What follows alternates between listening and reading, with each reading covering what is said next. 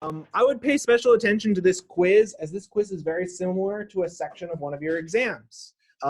So let's talk about each of these step by step. So the first species that we're going to name is NH4 2-HPO4. Okay, so already the red flag should be going off a little bit, because it appears that we have a hydrogen-containing polyatomic ion. So let's identify and let's name each of our polyatomic ions to name this ionic compound. So what is this NH4? What's the name of that polyatomic ion? Yep, ammonium. There we go. This is ammonium. Okay. Now, when we're dissecting this HPO4, the first thing we need to do is figure out, what do we call PO4 3-. What's the name of that polyatomic? Phosphate, okay?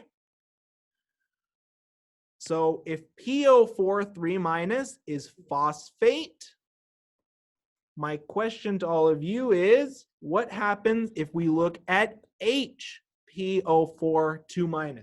If we have an extra hydrogen, what do we call it? So if it has an extra hydrogen, how do we name hydrogen-containing polyatomics? Instead of phosphate, it would be just hydrogen phosphate.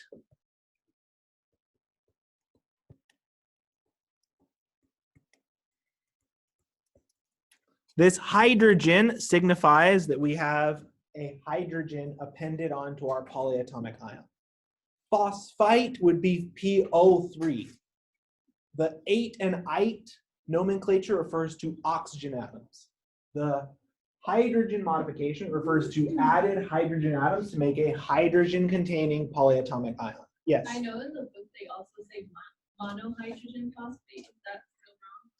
It's technically incorrect, but that is the, let's just say, colloquial name of it. It's accepted, but it's not 100% IUPAC. You technically don't put mono if there's just one hydrogen, but because it's the colloquial name, I will accept it. But it won't be okay for other compounds. Does that make sense? Yeah. Okay, perfect. Okay, let's move on to the next compound in our sequence. In this case, we have an easy one, MgS. So, one thing that we need to be a little bit aware of is magnesium a transition metal?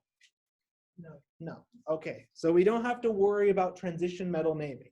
So this is a classic, just binary ionic. This is a binary ionic, and it's a class A. We have main group elements.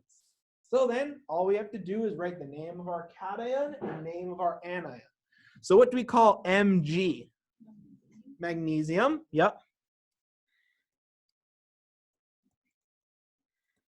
And now this is where it gets a little bit tricky. So what do we call S2-? Not sulfur, because it's sulfide. So sulfide. Anions have the IDE ending.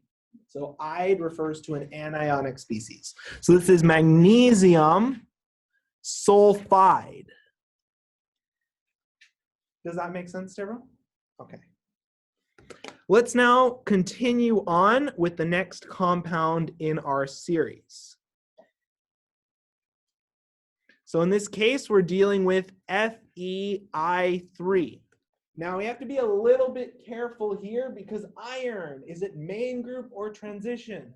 Transition, okay. So this is a type B, or you can also call it D block, whatever suits your fancy. So for this, we need to take a look at this formula, and we need to figure out the charge. So if we have FeI3, how do we get the charge from the formula? What do I do with each of these subscripts? Cross them. Yep, you move the subscript to the charge of the opposite species. So that in turn gives us the following information. That means we have Fe3+ and I minus. How do I know that iron is positive? In general, do metals adopt a positive or negative charge? Positive. Yep. Okay. So with this information in mind, the way to name these type B ionic compounds is almost identical to type A. So first we name our metal. What's our metal? Iron. Okay. However, because transition metals can adopt a variable charge, we need to specify the charge of our transition metal, which is what for iron? 3. So this is Fe Roman numeral 3. And then what do we call I minus? Instead of iodine, it would be iodide. It should technically be lowercase.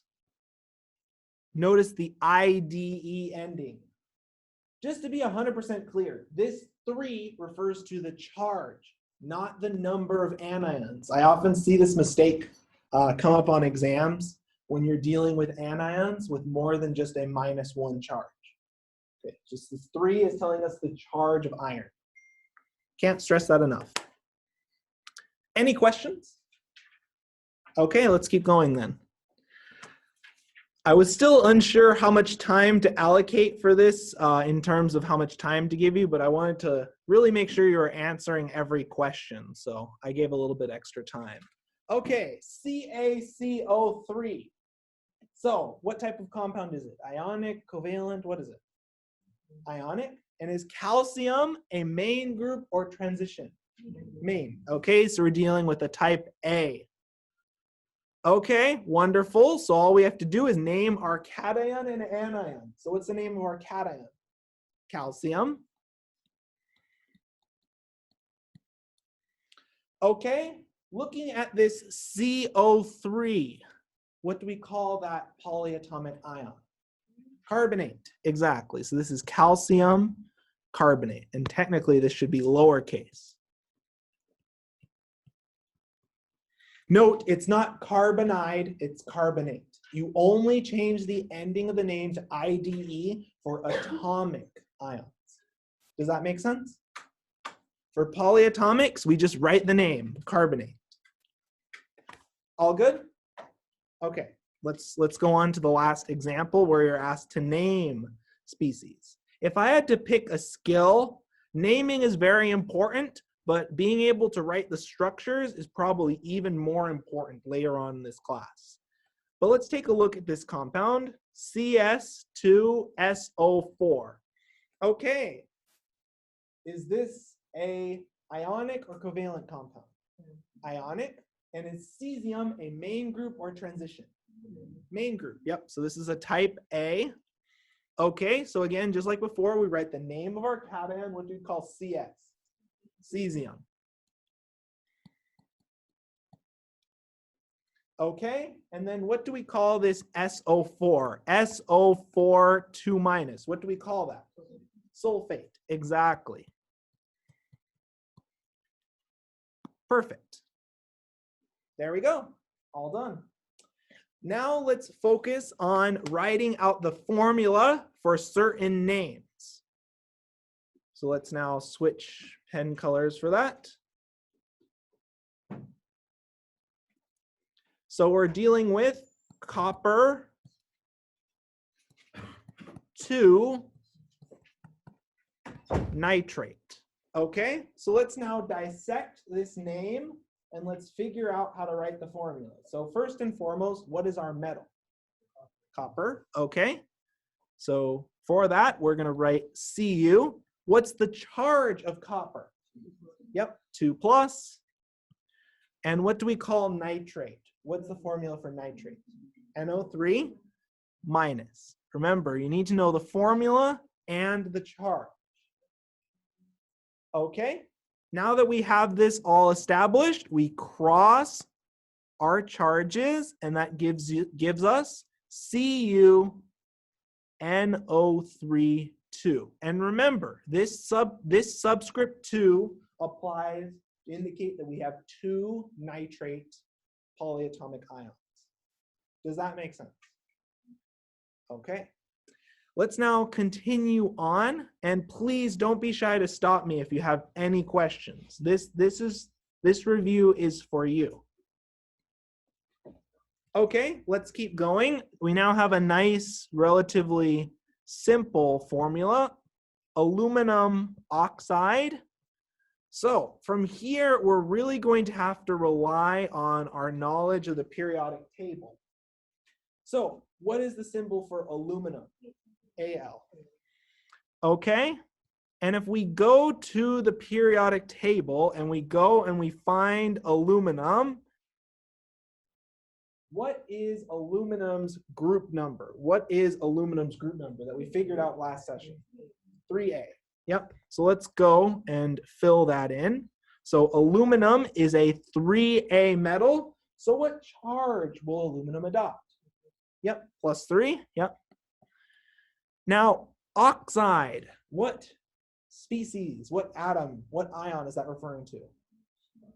Oxygen. So oxide is just O. And since it's a 6A element, it's 6 minus 8, which gives us a charge of -2. So oxide is different than hydroxide because hydroxide is OH minus. That's a common thing that I often see students, a common mistake I often see. Now that we have the charges, how do we get our subscripts? Yep, all we have to do is cross our charges into our subscripts. And that gives us Al2O3. Does this example look familiar to anyone? Yep, we did this exact example in lecture. Okay, let's keep going. The next name that we're dealing with is silver acetate. And this is actually a straight pull from the pre-lecture quizzes and or the homework. So, is silver a main group or a transition metal element? Transition, but is it a special kind of transition metal? Fixed charge. So when we see silver, we write the symbol Ag. And what is the charge of silver? Plus, just +1. Okay, remember when we talked about fixed charge transition metals, such as in silver chloride? Silver has a charge of +1. Think of it as a relative to your alkali metals in terms of charge preferences. Acetate. What is the formula for acetate? Yep, so we can write it as CH3CO2 minus or C2H3O2 minus. Both of them are fine.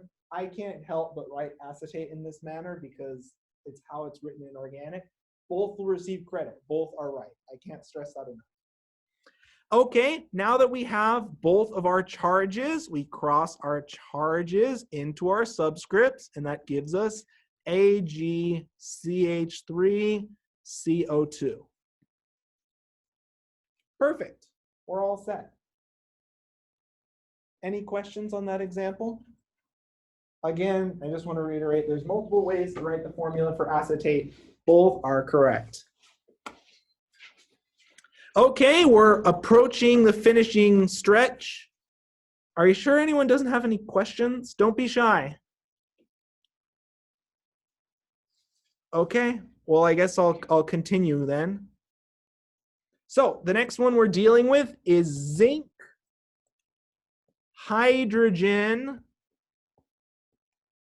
phosphate. Okay, and is zinc a main group or a transition metal? Transition, but do we know the charge of zinc? Yes, so when we think zinc, I want you to think Zn2+. It's a fixed charge transition metal. Hydrogen phosphate, have we seen that before? Yes, so it's HPO4, and now this is really important. If we know that phosphate is PO4 3-, when we add the hydrogen, what happens? What happens to the charge? So is it going to be 2 or 4? 2. the charge decreases in magnitude and becomes more positive when you add a hydrogen, because a hydrogen is H+. So now when we cross our charges, and this example is very explicit bait for me to see whether students know how to reduce formulas, we end up with ZN2HPO4 2. Now, if you just wrote this formula down, would there be any issues? So the charges are matched, but what do we know about our formula? Is this the simplest ratio of ions? No. So we need to simplify. So we cross out both of these 2's, and that gives us ZnHPO4. Remember our example with, for example, barium sulfide that we did in lecture? Exact same principle. Any questions before we cover the last portion of this quiz?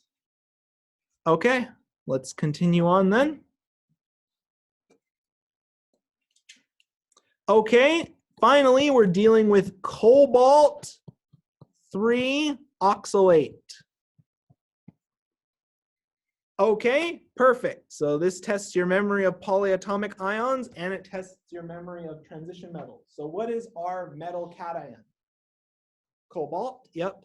And the symbol for cobalt is CO. What is the charge of cobalt? Yep, 3+. So we have a +3 charge. Now for the tricky one, oxalate. If you've been reading ahead in your laboratory, you'll actually be handling an oxalate salt later on in the semester. What's the formula of oxalate?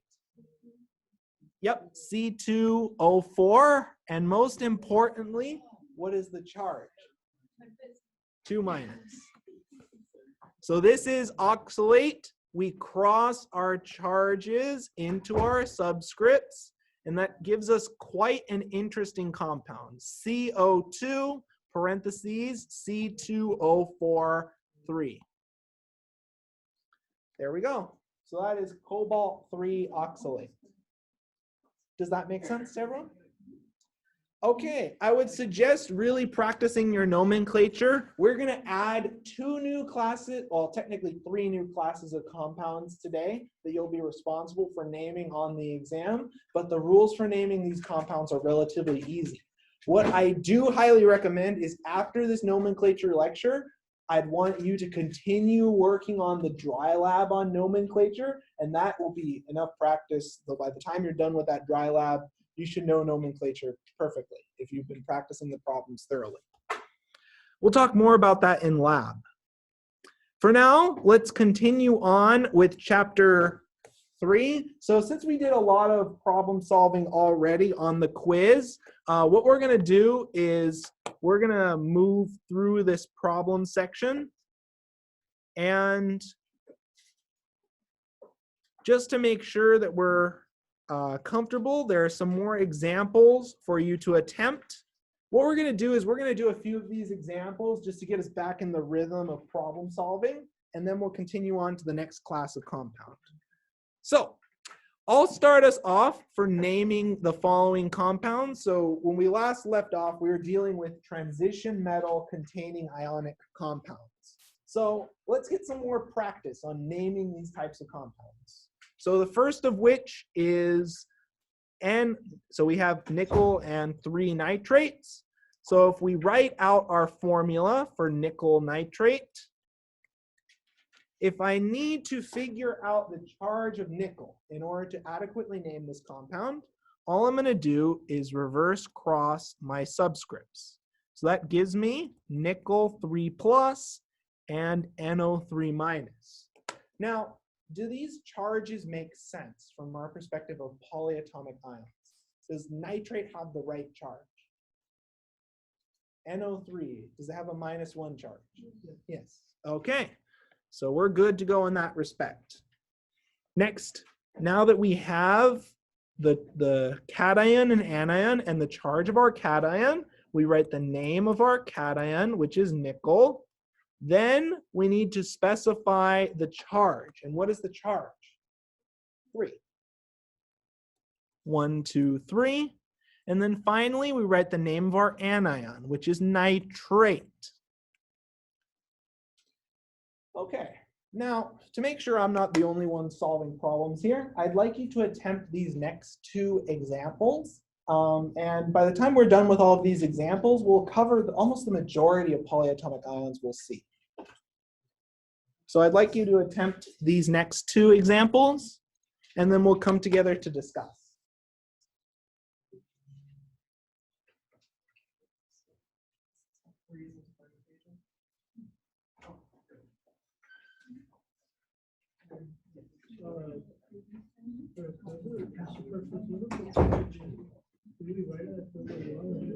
Fixed charge, you don't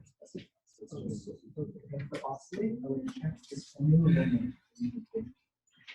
in terms of the charge. So when you reverse cross, you're writing out your cation and see if it will actually help. So it's not simple. Not quite. No, you don't need to write it. Just off the charge. However, oh, C2O4, what's the correct charge? Compare that to the charge and get them home. Let's see what we have to do. So if you end up with, if you have the crossing, it's -1. Right? Yeah. To get it to -2, we have to multiply both the charge. Right. So it's 2 times 2. 4. So it's 2, 4. Yes, exactly.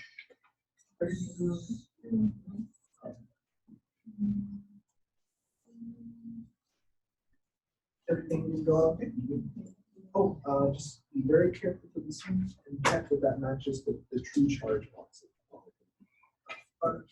The formula is fine. It's just thinking about the charge. So from crossing, that's the correct method so far. But compare the charge that you get from crossing to the actual charge. Oh, okay, for sure. Yes. Yep. Yep. Perfect. Ah, yes. So you don't, for tin, you can't just read it straight from the periodic table. But if you cross and then adjust this charge so it's -2, you'll end up with a +4 because 2 times 2 is 4. Any questions? Oh, I would check the names for this.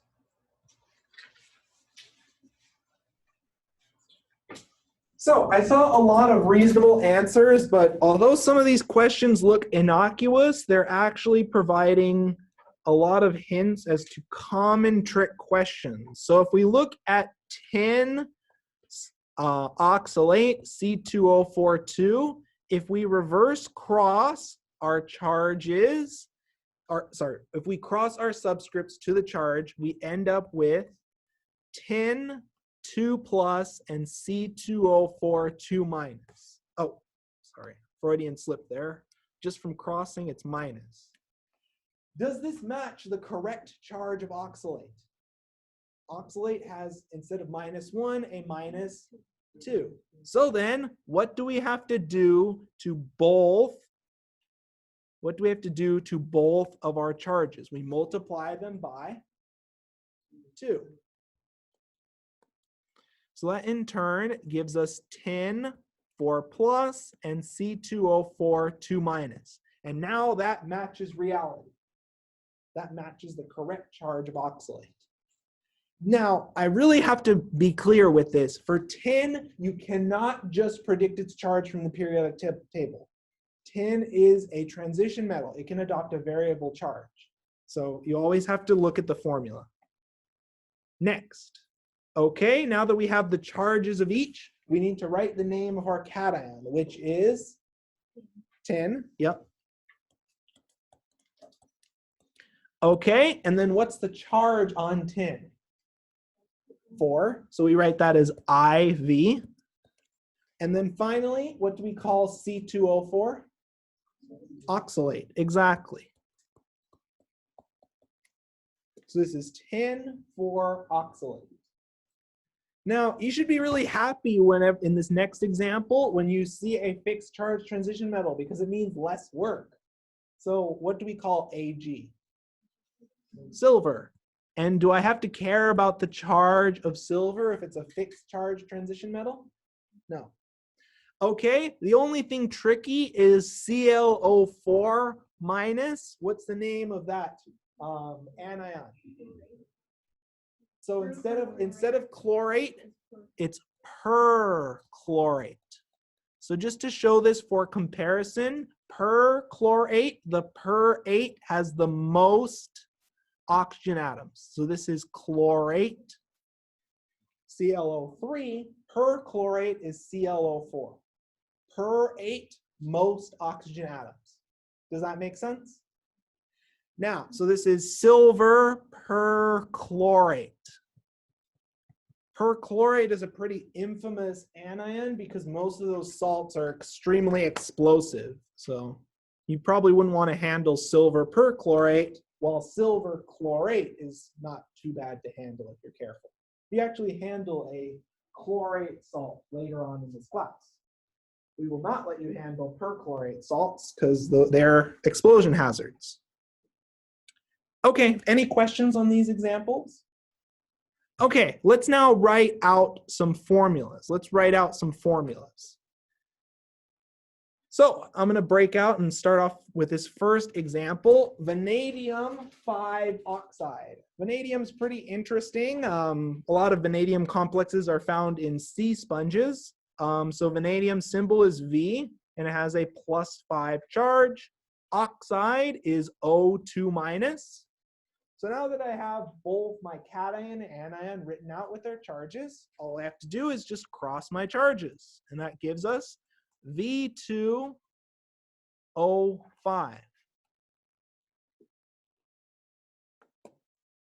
And again, I can't stress enough, this V, this 5 is the charge, not the number of anion. It's the charge. I just see this mistake happen a lot. Okay, with that established, I'd like you to take a crack at the following 2 examples and write out a formula for them.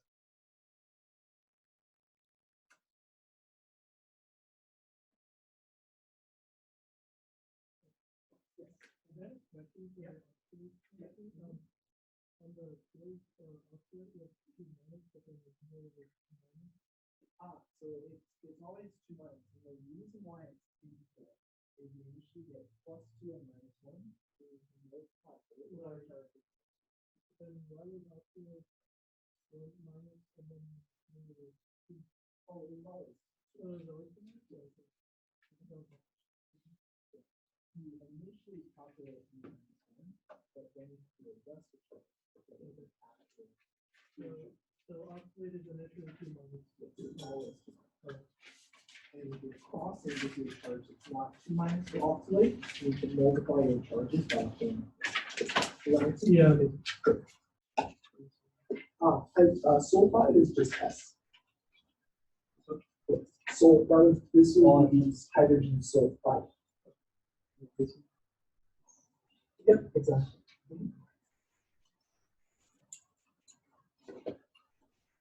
Everything going okay? So sulfide is S.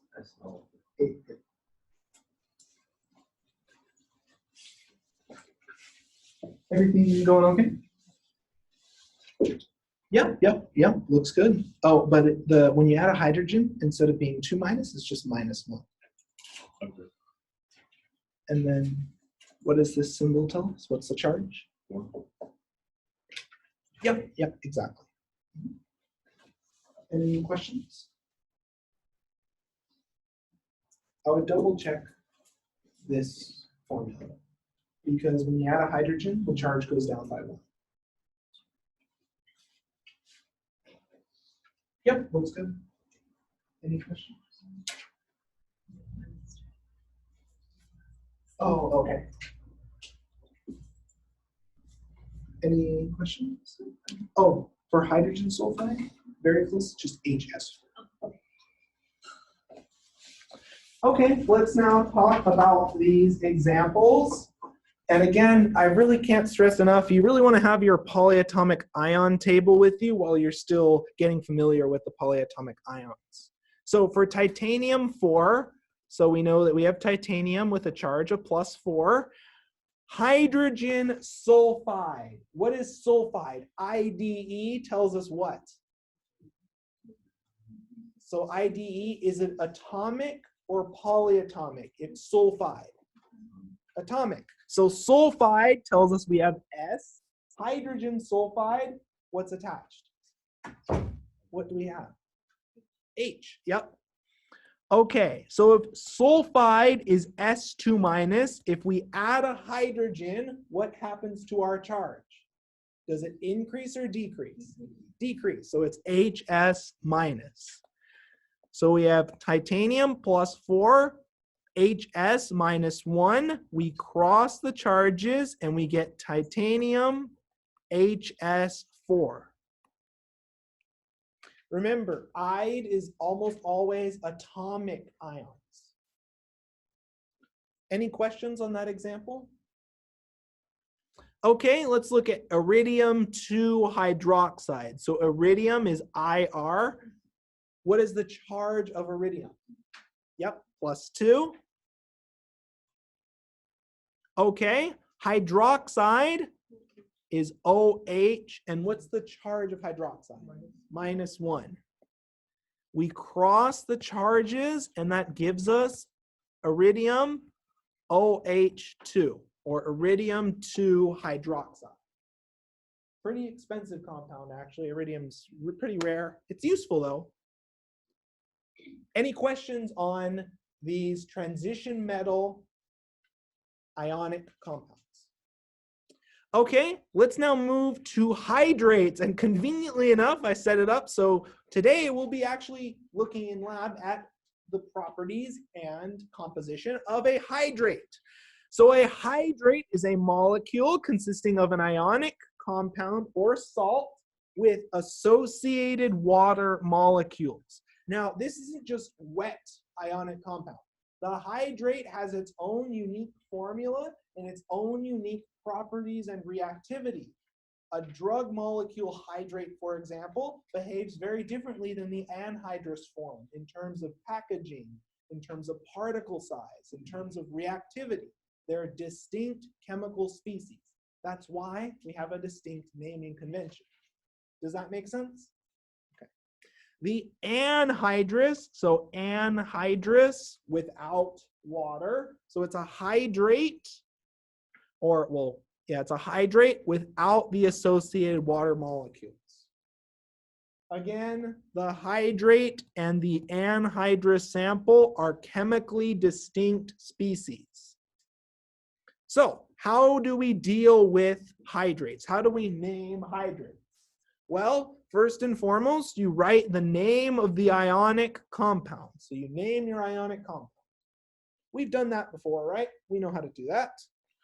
The thing that's new, however, is that you have to write a prefix for the number of water molecules. The common Greek prefixes are shown below. So you'll need to memorize these. So each of the prefixes tells us the number of water molecules.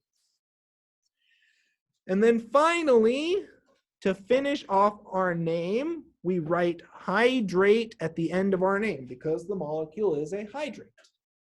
Okay, so to show you how this functions in practice, if we're looking at cobalt chloride with 6 associated water molecules, we can name cobalt chloride as cobalt 2 chloride.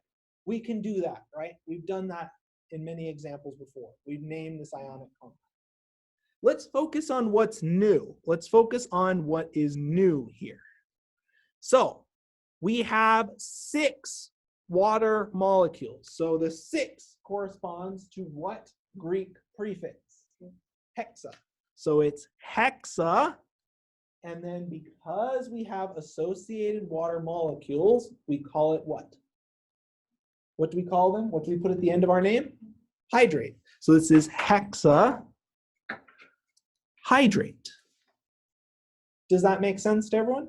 This is the only part that's new for the hydrate. You put a prefix signifying the number of water molecules, and then you write hydrate at the end of the name.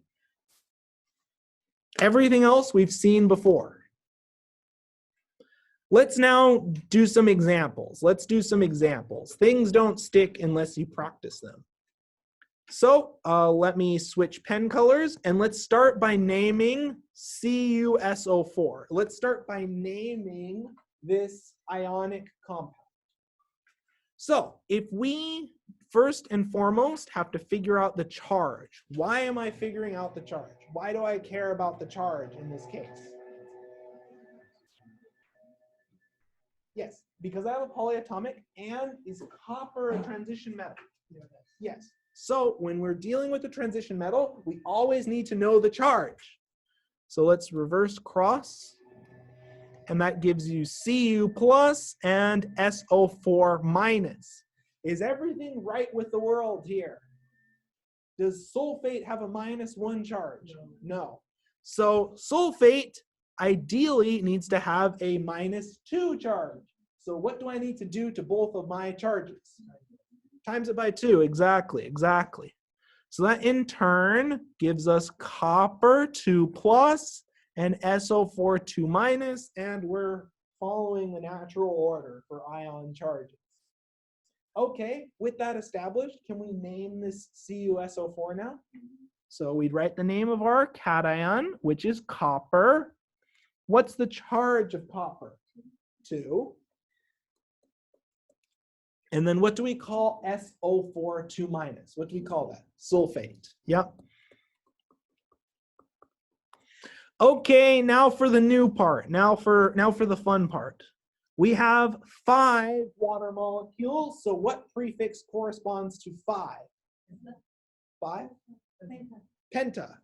Just to show everyone, this is why I always recommend you bring the notes, because it has all these nice tables. 5 is penta. So then we would call this penta.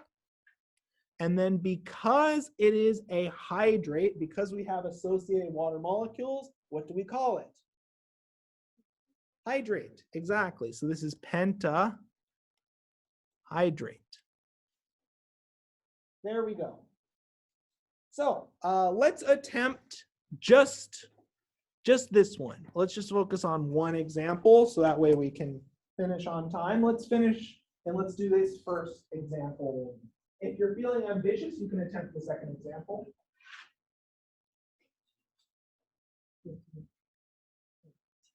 Everything going okay? Yep. Yes. Oh, was it iron too? I have to pick the Let's see. Yes, exactly right.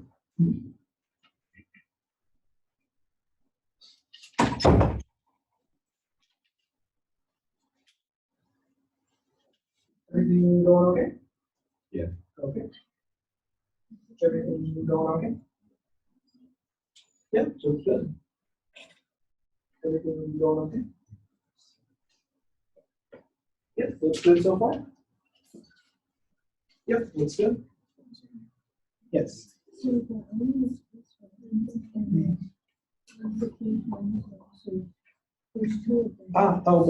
if there's 2, it would be iron plus 2. And acetate always has a -1 charge. You only multiply the charges if the charge after crossing does not match the one in the table. So that makes sense. Perfect. Yeah, looks good. So iron 2, yep, that's perfectly correct.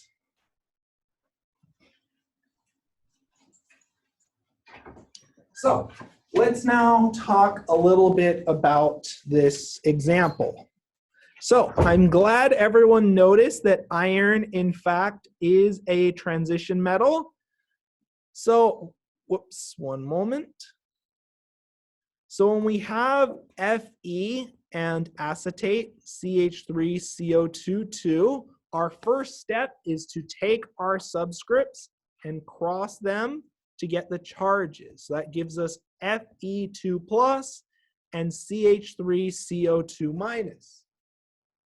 Perfect. Now my question to all of you is, does acetate have a -1 charge? Acetate? Yes. Okay, so we're all is right with the world. So now let's name this species. So first we write the name of our metal, which is iron. And then what is the charge of iron? 2. Okay. Finally, what do we call CH3CO2? What do we call it? Acetate. Iron 2 acetate. And now we get to the interesting part, the new part. We have 4 water molecules. So what prefix do we use? Tetra. So this is tetra. And then it in fact has associated water molecules. It is a hydrate. So what do we call it? Hydrate. Exactly, exactly. I'll leave this example for you to do at home. Now, let's focus on writing out formulas. I mean, the ultimate goal of nomenclature is I'm going to give you a sentence in words, and you're going to be able to write out the formulas of every species in a reaction. So, to test that idea, let's write out the formula. This is a really critical skill you want to get good at, so that way when we get to chemical reactions, you aren't having to fumble around with the nomenclature. Okay, so we have nickel 2 carbonate tetrahydrate. Okay, so first and foremost, I'm going to write out both my cation, which is nickel 2+, and my anion. So for carbonate, what is the formula for carbonate? CO3, yep, and what's the charge? This is the part which often trips students up. What's the charge? 2-. This is why I highly recommend you really focus on the charge, because otherwise your formulas are going to be off. Okay, we cross our charges, and that gives us NiCO3. Is everyone in agreement as to why it's NiCO3 and not, and I repeat, not Ni2CO3 What's a problem with just writing out Ni2CO3 The charges do cancel, but is the ratio the simplest possible? No, the ratio needs to be the simplest possible. So if you have a smaller possible ratio of ions, you'll write the smallest possible whole number ratio. So instead of 2 to 2, 1 to 1. Now for tetrahydrate, tetra, 4, exactly. So we put dot and then 4 H2O, 4 associated water molecules. Okay, so what I'd like you now to do is to write out the formula for the following hydrate.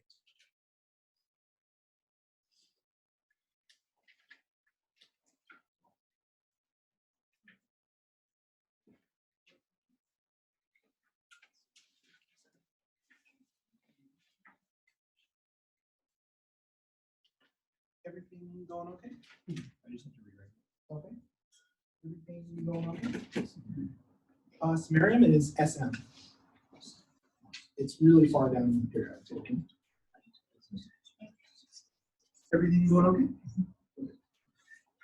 Any questions? Okay. Everything going okay? Okay. Oh, you had a question? Yep, looks good.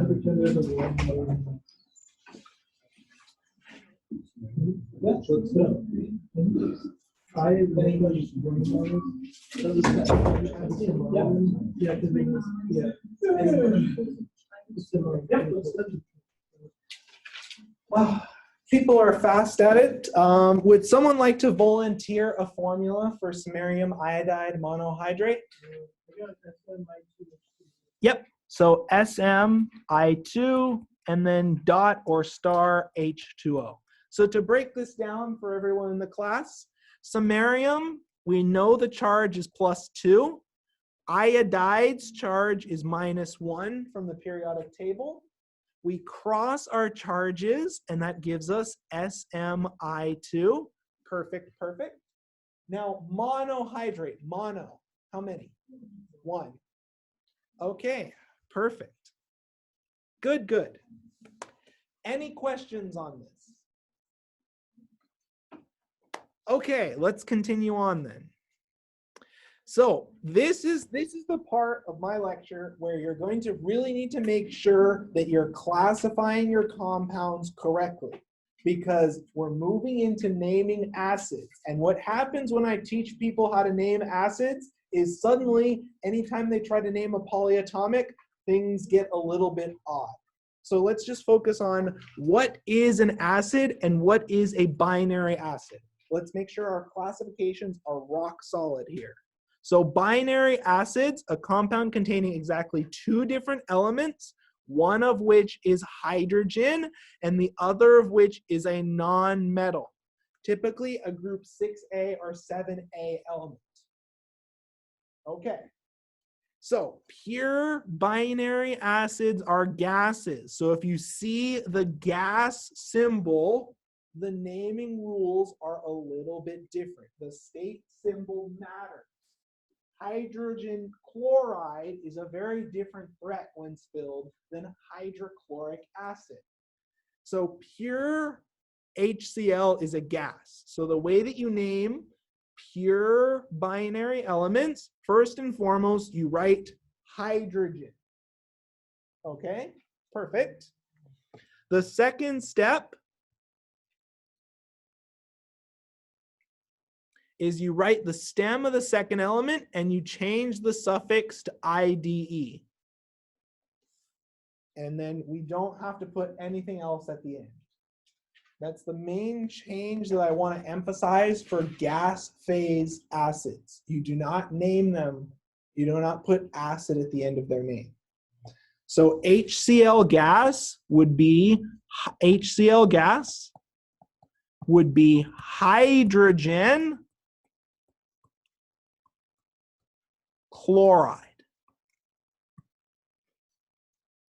And it's this gas phase that specifies we name this compound in this way. Does that make sense to everyone?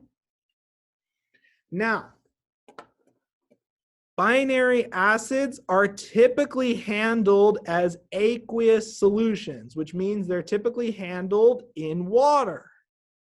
When you see the aqueous symbol, we now use an entirely different naming convention based on whether it's a gas or whether it's aqueous.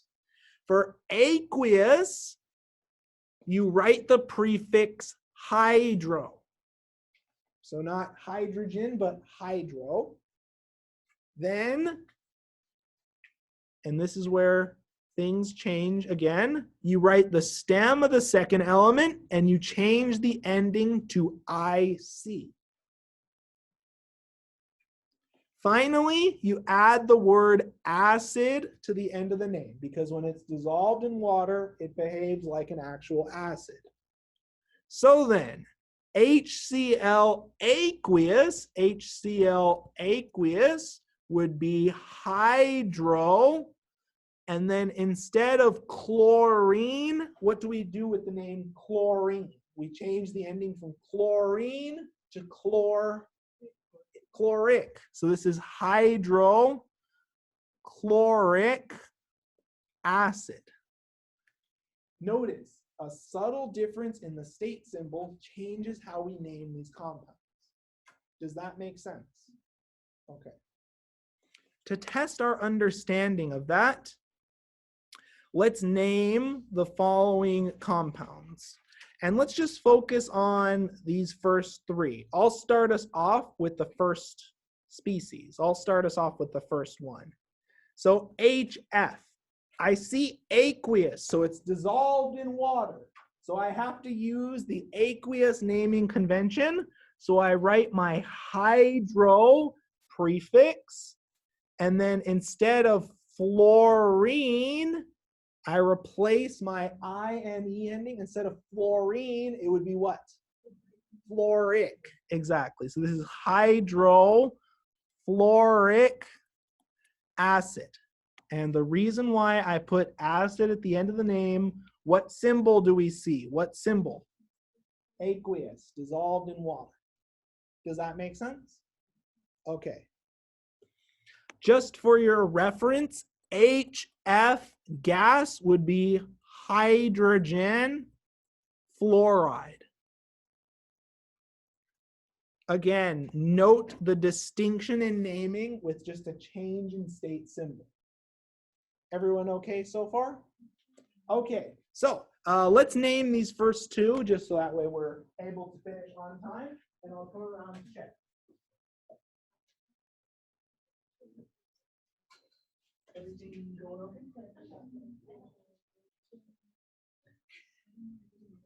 Oh, yes, but checking the state simple, I haven't seen the gas. So that's okay.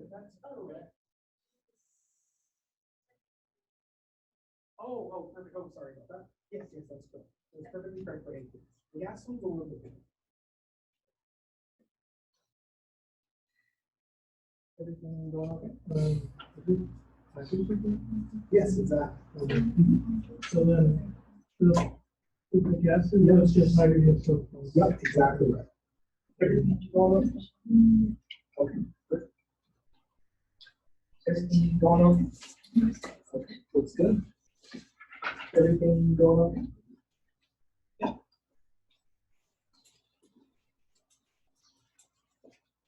So I saw a lot of reasonable answers so far. Would someone like to volunteer a name for H2S, aqueous? Aqueous dissolved in water, what do we call it? Hydrosulfuric acid, exactly right. So hydro, and then instead of sulfide, it would be sulfuric acid. So a simple hydro prefix dramatically changes the chemical formula of your compound. So make sure you're very specific when you're adding your prefixes and your suffixes, because hydrosulfuric acid is very different in smell and other properties compared to sulfuric acid, an acid that we handle regularly.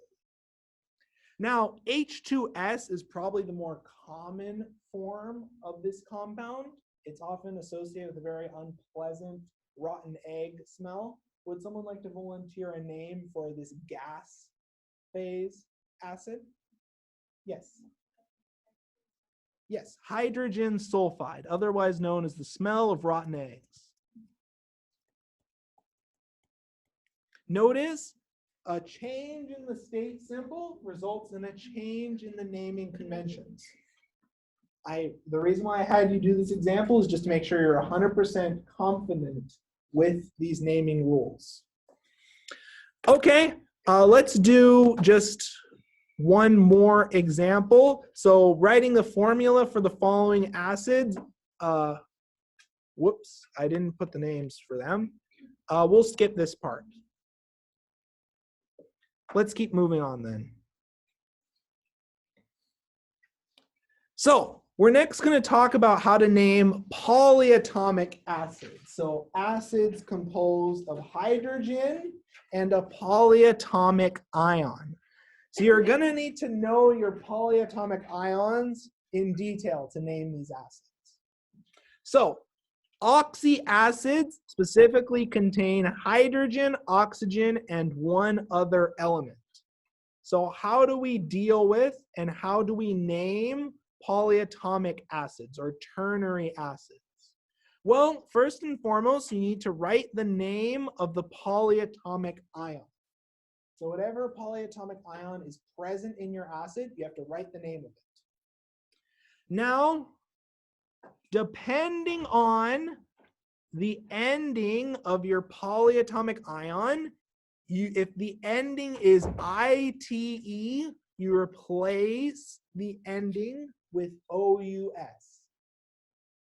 So for example, SO3 for sulfite, if it's part of an acid, so H2SO3, this will be sulfurous. Does everyone notice how ITE was substituted for OUS? Okay. Now, additionally, if the ending is ATE for the polyatomic ion, you replace the ending with IC. So for example, NO3 minus, which is nitrate, if it's part of an acid, it's nitric acid. ATE is replaced with IC. Does that make sense? Now, of course, since it is an acid, since our compound is in fact an acid, you write acid at the end of the name. Because it's an acid, right? So let me show you an example, and let's look at a few representative examples. So HClO3. Again, when you're dealing with polyatomic acids, the thing that we focus on is first and foremost, we write out the formula of our polyatomic ion. So we have ClO3 minus. What do we call ClO3 minus? What? Chlorate, exactly. So chlorate. Okay, perfect. So now we write out and we change the end of our polyatomic ion from ATE to what? Chloric. ATE to IC. So this is chloric acid. So HClO3 is chloric acid. The reason why you need to be really careful with your prefixes and suffixes is we know that HCl aqueous is hydrochloric acid. Notice how one prefix dramatically changes our formula. So just really pay attention to that. This is often where students run into issues on exams when I give them a name and they end up writing down the wrong formula. Okay, HNO3, we've done this example already, but let's talk about it. So this is nitrate. So ATE turns into what? Nitric. So this is nitric acid. Everyone okay so far?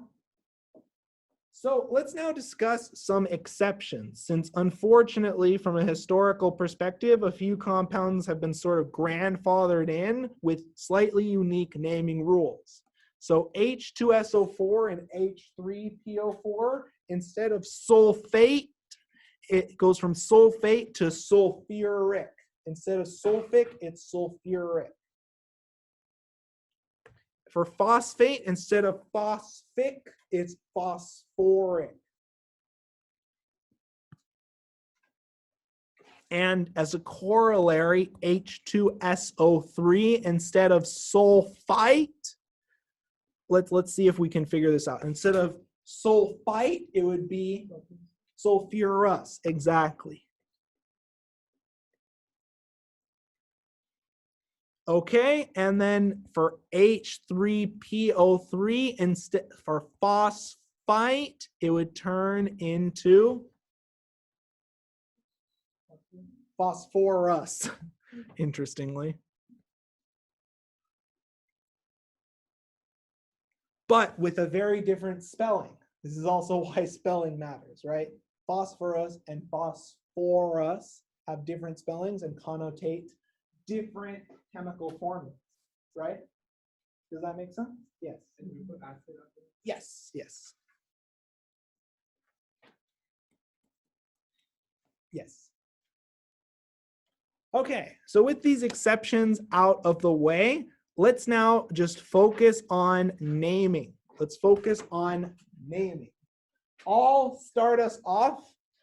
So HClO4, so ClO4 minus. Instead of chlorate, it has one more oxygen. So what do we call it? Perchlorate, exactly. Okay, so with perchlorate, ATE, we're naming an acid. 8 turns into IC. So instead of perchlorate, it's perchloric acid. What I'd like you now to do with this representative example in place, I'd like you to attempt these next two. The first one should be a freebie since we've already done it already. But write down the name for both of these two compounds, and then we'll discuss in about a minute and a half.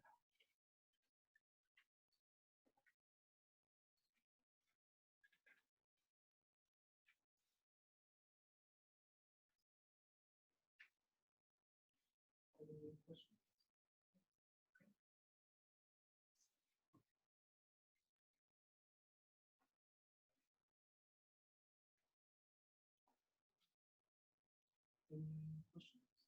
Yep, that's good. Yep, that's good.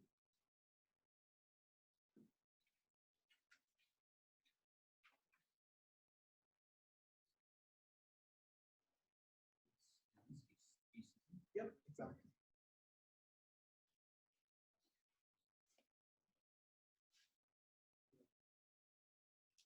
Everything going okay? Yeah.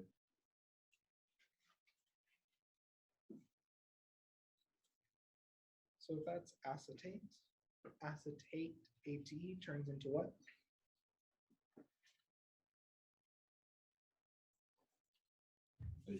Yep, so instead of acetate, it would be,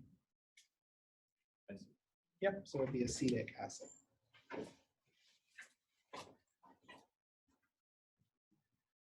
Okay, let's talk about these examples. So H2SO3, so SO3 2 minus is sulfite. So then ITE turns into sulfurous acid. Let's now focus on the new example, CH3CO2 minus. So CH3 CO2 minus, what do we call that anion? Acetate. So we have acetate, and ATE turns into what? IC. So then instead of acetate, it's acetic acid. That is CH3CO2H. Does that make sense to everyone? Any questions on these examples? Okay. Let's now just touch briefly on writing the formula for these acid polyatomic compounds. So when we're looking at chlorous acid, let's try to think, what is our original polyatomic ion? So chlorous, so OUS, where did that come from? Chlorite, right?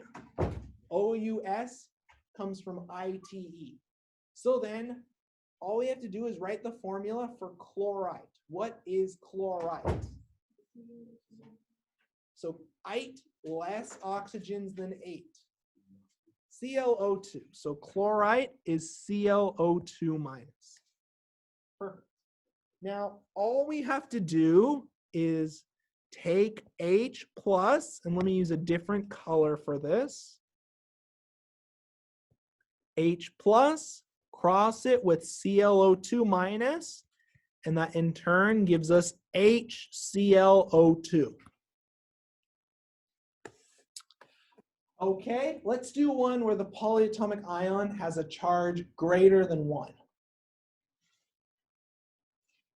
So for oxalic acid, where did oxalic come from? What polyatomic ion? Oxalate.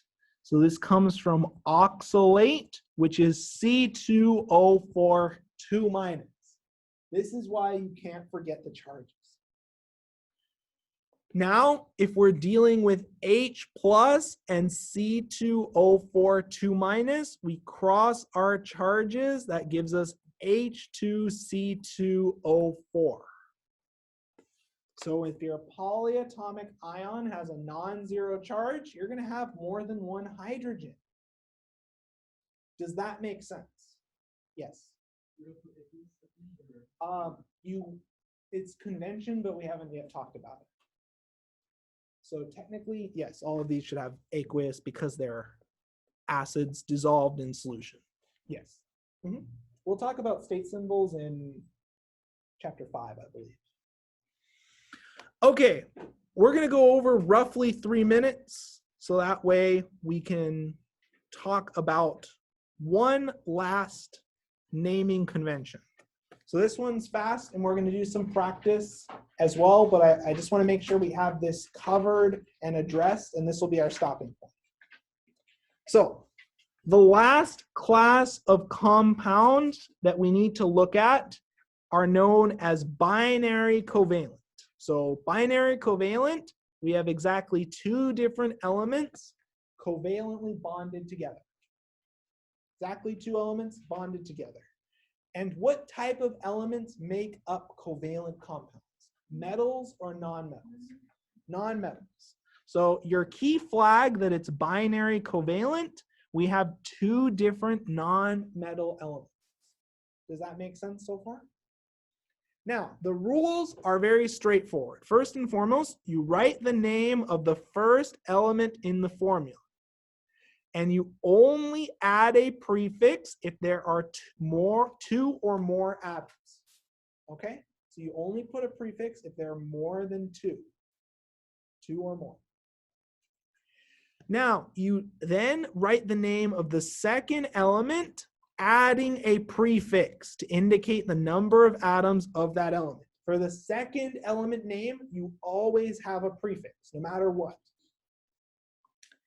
Finally, you change the ending of the second element to IDE.